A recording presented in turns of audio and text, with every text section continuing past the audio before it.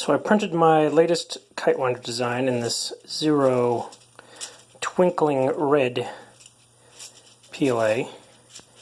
And this PLA is gorgeous, but it clogs like you wouldn't believe because these sparkle flecks are too big. Basically, every now and again, you'll encounter one that's bigger than 0.4 millimeters, and it will clog. And you can see that right here. So somehow the print succeeded while I was asleep last night. But you can see that it was like, it didn't lay down a layer of filament at all right here. But at the next round, next layer, it seems to have recovered. So, fine, and then clog right there. And it looks like it happened throughout the print a number of times. Because you can see on the very top layer here, the same sort of problem happened right there. In fact, this part right here is actually soft.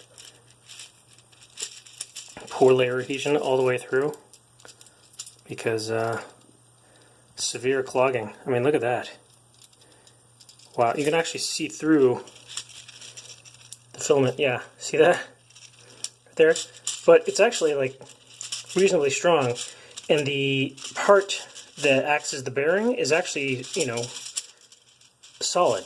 So it's all right. It'll work. It'll be fine. I think I'll just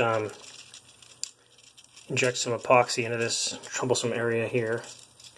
And there was an area over here as well that might have needed it. Yeah, there's the outer rim here. See that? Same exact problem. Though it's not as bad over here. But I mean, the filament itself is actually kind of gorgeous if you can get it to print. And if you're going to print with this filament, with the sparkles in it, the sparkles have a tendency to lay flat due to gravity. So something that prints flat like this, it really shows off the sparkles more than something like a vase would, because all the sparkles would be flat like this in the vase, but they're like this when you print flat. So it does look really nice. It's hard to tell in this light, but it is a really gorgeous filament. It just has this problem of clogging. So I was thinking about moving, basically this filament needs a bigger nozzle. Probably 0.6 would be as small as I would go. Maybe even 0.8 for this filament.